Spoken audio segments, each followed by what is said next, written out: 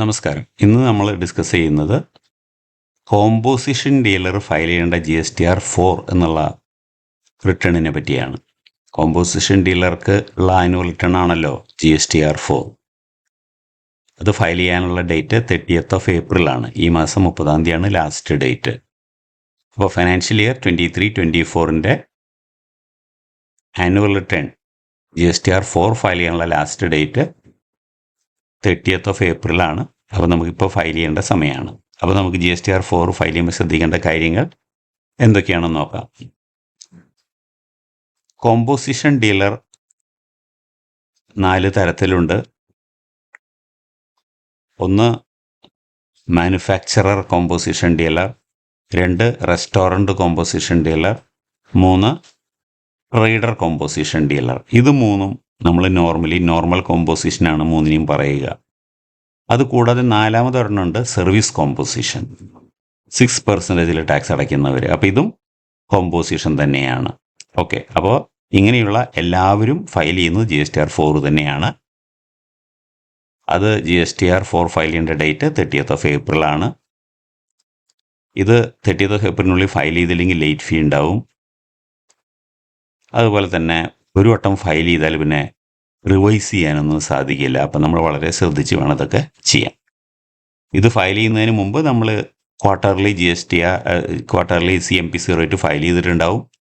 4 CMP08 file ചെയ്തതിന് ശേഷമാണ് നമ്മൾ GSTR 4 ഫയൽ ചെയ്യാൻ തുടങ്ങുന്നത്. അപ്പോൾ അത് നോക്കാം, എങ്ങനെയാണ് ചെയ്യണേന്ന് നോക്കാം. നമ്മളൊരു വ്യക്തിയുടെ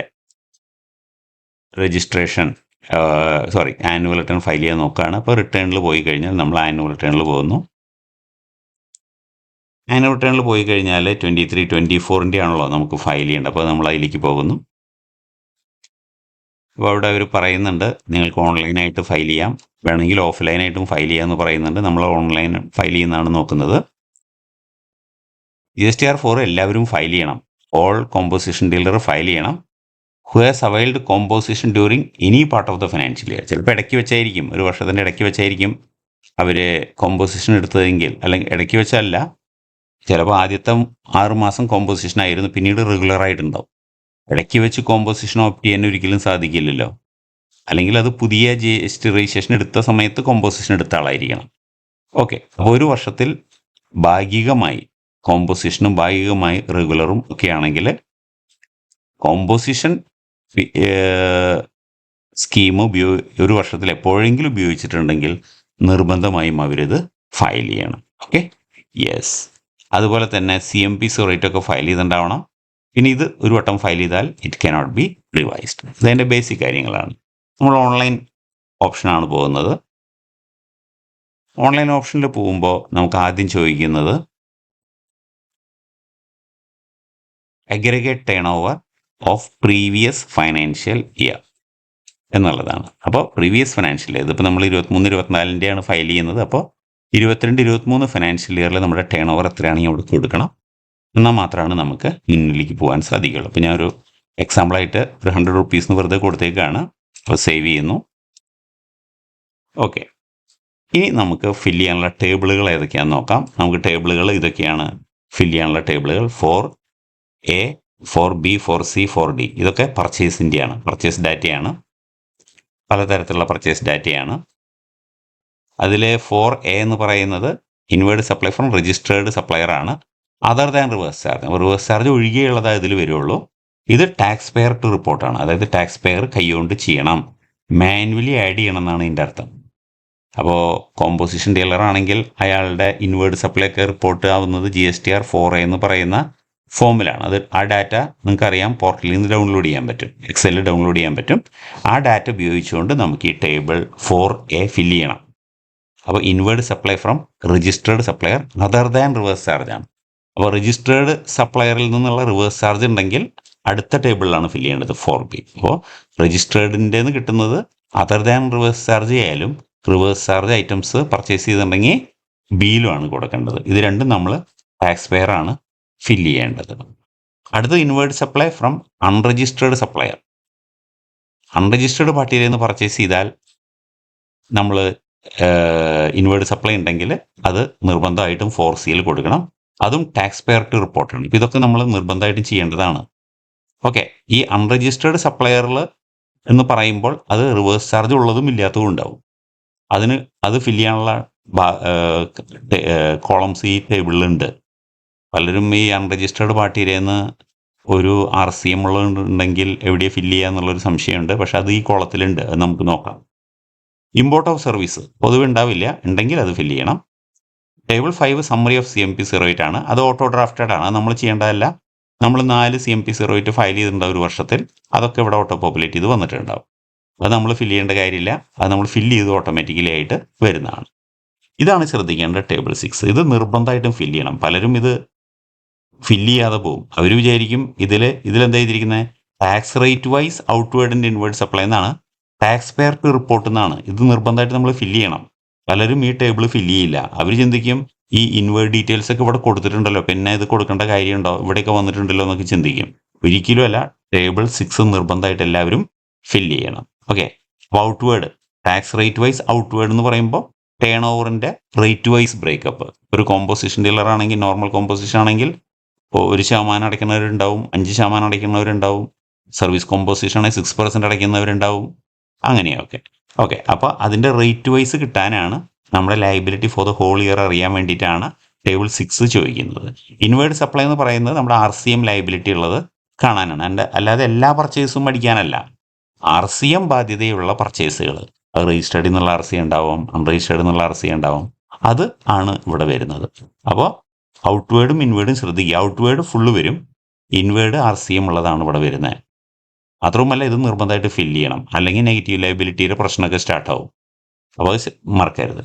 ടേബിൾ 7 TDS TCS ക്രെഡിറ്റ് ആണ്. ഇത് നമ്മൾ ചെയ്യുന്ന ഓട്ടോ ഡ്രാഫ്റ്റഡ് ആണ്. നിങ്ങൾക്ക് TDS TCS ക്രെഡിറ്റ് ഇതിൽ കയറി വന്നിട്ടുണ്ടെങ്കിൽ അത് ആക്സെപ്റ്റ് ചെയ്യുക, എന്നിട്ട് ഫയൽ ചെയ്യുക. Okay, yes. അപ്പോൾ ഇത്രയും ടേബിളുകളാണ് നമ്മൾ ഫില്ല് ചെയ്യാനുള്ളത്. നമുക്ക് നോക്കാം. നമുക്കൊരു ടേബിൾ നോക്കാം. Table 4A. 4Aയിൽ വന്നു കഴിഞ്ഞാൽ നമുക്കിവിടെ സപ്ലയർ GST നിർബന്ധമാണ്. കാരണം ഇതെന്താണ്, inward supply from registered supplier ആണ്, റിവേഴ്സ് ചാർജ് ഒഴികെയുള്ളത്. ഓക്കെ, അപ്പോൾ നമ്മൾ നിർബന്ധമായിട്ടും നമുക്കറിയാം GSTR 4Aയിൽ വന്നിട്ടുള്ള ഡാറ്റ അവിടെ നിന്ന് എടുത്ത് ഇവിടെ ടൈപ്പ് ചെയ്ത് കൊടുക്കുക. അവിടെ ഫോർ എക്സാമ്പിൾ ഇപ്പം ഞാൻ എൻ്റെ തന്നെ കൊടുക്കുന്നത് ABMPP 4926 T1Z കൊടുത്തപ്പോൾ എൻ്റെ പേര് ഞാൻ ഒരു എക്സാമ്പിൾ അടിച്ചാണ്. എന്നിട്ട് ഇവിടെ ഡീറ്റെയിൽസ് കൊടുത്തു കഴിഞ്ഞാൽ നമുക്കിവിടെ ടാക്സബിൾ വാല്യൂ, ടാക്സ് റേറ്റ് ഇതൊക്കെ എഴുതി ആക്കി സേവ് ചെയ്ത് മുന്നോട്ട് പോകാൻ സാധിക്കും. Okay, yes. അപ്പോൾ ടേബിൾ GSTR 4Aന്ന് എക്സലിലേക്ക് ഡൗൺലോഡ് ചെയ്ത് ആ ഡാറ്റ വെച്ചിട്ടാണ് ഇത് ഫില്ല് ചെയ്യേണ്ടത്. Okay, yes. നമ്മൾ അടുത്ത ടേബിളിലേക്ക് പോകുന്നു. അടുത്തത് 4B ആണ്. Inward supply from registered supplier reverse charge. ഇത് നമ്മൾ ചെയ്യാനുള്ളതാണ്. ഇത് രജിസ്റ്റേർഡിൽ നിന്നുള്ള RCM വലുതുണ്ടോ എന്ന് ചോദിക്കുന്നു. അപ്പോൾ നോർമലി നമ്മുടെ GSTR 4Aയിൽ ഉണ്ടാവും അത്, കാരണം രജിസ്റ്റേർഡിൽ നിന്നുള്ളതാണെങ്കിൽ അത് കയറി വരും. അപ്പോൾ നമ്മളിവിടെ അത് ആ ഡാറ്റ വെച്ചിട്ട് ഇവിടെ അടിച്ചു കൊടുക്കുക. അപ്പോൾ RCM ലയബിലിറ്റി നമുക്ക് എത്രയുണ്ട്, ട്രാക്ടിങ് റിവേഴ്സ് ചാർജ്, അത് നമ്മൾ ചെയ്തു കൊടുക്കുന്നു. ഉള്ളവർ ചെയ്യുക, ഇല്ലാത്തവർ ചെയ്യേണ്ട. ഓക്കെ, അത് കഴിഞ്ഞാൽ പിന്നെ വരുന്നത് 4C ആണ്. Inward supply from unregistered suppliers. ഈ കേസിൽ അൺരജിസ്റ്റേർഡ് സപ്ലയറിൽ നിന്നുള്ള പർച്ചേസ് എന്ന് പറയുമ്പോൾ അത് നമുക്ക് പാൻ നമ്പർ വെച്ചിട്ട് വേണം കൊടുക്കാൻ. പാൻ നമ്പർ ഉണ്ടെങ്കിൽ അടിച്ചാൽ മതി, ഇല്ലെങ്കിലും സിസ്റ്റം ആക്സെപ്റ്റ് ചെയ്യും. പാൻ നമ്പറും ട്രേഡ് നെയിമും കൊടുക്കുക. അങ്ങനെ കൊടുത്തു കഴിഞ്ഞാൽ ആ എമൗണ്ട് ആഡ് ചെയ്യാനുള്ള പ്രൊവിഷൻ വരും, അതങ്ങോട്ട് അടിച്ചു കൊടുക്കുക. അത് തന്നെ. ഇനി അൺരജിസ്റ്റേർഡ് പാർട്ടിയിൽ നിന്ന് പർച്ചേസ് ചെയ്യുന്ന RCM ബാധകമായിട്ടുള്ളതാണെങ്കിൽ, ഇപ്പോൾ ഒരു ട്രാൻസ്പോർട്ടർ അൺരജിസ്റ്റേർഡ് ആണ്, പക്ഷേ GTA സർവീസാണ്, നമ്മൾ we are liable to pay tax under RCM ആണെങ്കിൽ ആ വ്യക്തി അൺരജിസ്റ്റേർഡ് ആയതുകൊണ്ട് നമുക്ക് അയാളുടെ പാൻ നമ്പർ അടിച്ചു കൊടുക്കാം, സ്ഥാപനത്തിൻ്റെ പേര് അടിച്ചു കൊടുക്കാം. റിവേഴ്സ് അത് ടിക്ക് ചെയ്താൽ മതി. എന്നിട്ട് ഈ ഡാറ്റ ആഡ് ഡീറ്റെയിൽസ് കൊടുത്ത് നമുക്ക് ഡാറ്റയൊക്കെ ഫീഡ് ചെയ്യാവുന്നതാണ്. Okay, yes. അടുത്തത് ടേബിൾ 4D ആണ്. 4D എന്ന് പറയുന്നത് ഇമ്പോർട്ട് ഓഫ് സർവീസ് ആണ്. ഉണ്ടെങ്കിൽ അത് അടിച്ചു കൊടുക്കുക. നോർമലി ഇപ്പോൾ ഇമ്പോർട്ട് ഓഫ് സർവീസ് ഒരു കോമ്പോസിഷനിൽ ചെയ്യാൻ സാധ്യതയില്ല. ഉണ്ടെങ്കിൽ അത് അടിച്ചു കൊടുക്കുക, ആഡ് ഡീറ്റെയിൽസ് കൊടുത്ത് അതൊക്കെ ഫില്ല് ചെയ്യാവുന്നതാണ്. Okay, yes. അടുത്തത് table 5 summary of CMP08 auto populated. ഇത് നമ്മൾ summary of self assessed liability as per CMP08 net of advances credit note and debit നോട്ടൊക്കെ അഡ്ജസ്റ്റ് ചെയ്തിട്ടാണ് എഴുതുക. ഇത് നമുക്ക് എഡിറ്റബിൾ അല്ല, കാരണം ഇത് ഓൾറെഡി നമ്മൾ ഫയൽ ചെയ്ത നമ്മുടെ ഔട്ട്വേർഡ് സപ്ലൈയും RCM ഒക്കെയാണ്, അതിൻ്റെ ടാക്സ് ഒക്കെയാണ് വന്നിട്ടുള്ളത്. നമ്മൾ എഡിറ്റബിൾ അല്ല, നമ്മൾ ഓൾറെഡി CMP08 വഴി അടച്ച എമൗണ്ടുകൾ ഓട്ടോ പോപ്പുലേറ്റ് ചെയ്ത് വന്നു എന്ന് മാത്രമേ ഉള്ളൂ. Okay, yes. അപ്പോൾ നമുക്ക് അടുത്ത ടേബിളിലേക്ക് പോവുകയാണെങ്കിൽ table 8 tax rate wise outward supply. ഇത് നിർബന്ധമായിട്ട് ഫില്ല് ചെയ്യണം. ഞാൻ നേരത്തെ പറഞ്ഞു, ഇത് വിട്ടുപോകരുത് ഈ ടേബിൾ. ഇതിൽ ഔട്ട്വേർഡ് സപ്ലൈ ഫില്ല് ചെയ്യാനായിട്ട് ഇവിടെ കണ്ട ഔട്ട്വേർഡ് സപ്ലൈസ് എന്നുണ്ട്, ഇൻവേർഡ് സപ്ലൈസ് അടിക്കാനുള്ള ടേബിൾ ഇവിടെ ഉണ്ട് കണ്ട. അപ്പോൾ അത് നിർബന്ധമായിട്ട് അടിക്കണം, അല്ലാതെ വിട്ടുപോകരുത്. ഔട്ട്വേർഡ് സപ്ലൈ ഈ ടേബിളിലും ഇൻവേർഡ് സപ്ലൈ ഈ ടേബിളിലും അടിക്കണം. ഔട്ട്വേർഡ് സപ്ലൈ എന്ന് പറഞ്ഞാൽ നമ്മുടെ ഔട്ട്വേർഡ് കണ്ട, ഔട്ട്വേർഡുകൾ മാത്രം. ഔട്ട്വേർഡുകളിൽ നമുക്കറിയാം 0+0, 1, 2, 5, 6. ഈ 6 എന്ന് പറഞ്ഞാൽ സർവീസ് കോമ്പോസിഷൻ്റെ ആൾക്കാരാണ്. സർവീസ് കോമ്പോസിഷൻ എന്ന് പറയുമ്പോൾ 6% ആണ് അവരുടെ റേറ്റ് ഓഫ് ടാക്സ്. അവരെ ടോട്ടൽ ടേൺ ഓവറിന് ടാക്സ് 6% ആണ് വരിക. അതായത് അവർ ടാക്സ് അടയ്ക്കേണ്ടത് ടാക്സ് ഉള്ളതിനും ടാക്സ് ഇല്ലാത്തതും ഒക്കെ 6% ടാക്സ് അടയ്ക്കണം. അവർ അഗ്രഗേറ്റ് ടേൺ ഓവറിന് 6% അടയ്ക്കേണ്ടവരാണ്. അപ്പോൾ ഒരു സർവീസ് കോമ്പോസിഷൻ ആണെങ്കിൽ അവരുടെ ടാക്സ് റേറ്റ് 6 ആണ് വരിക.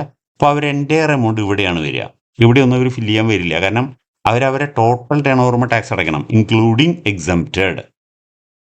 ഓക്കെ, അപ്പോൾ 50,000 രൂപ ഇപ്പോൾ ഫോർ എക്സാമ്പിൾ ഒരു 20 ലക്ഷം രൂപ ടാക്സ് ഉള്ളതും 20 ലക്ഷം ടാക്സ് ഇല്ലാത്തതുമാണെങ്കിൽ, പക്ഷേ ഇവർ ടാക്സ് അടയ്ക്കേണ്ടത് ഏതാണ്?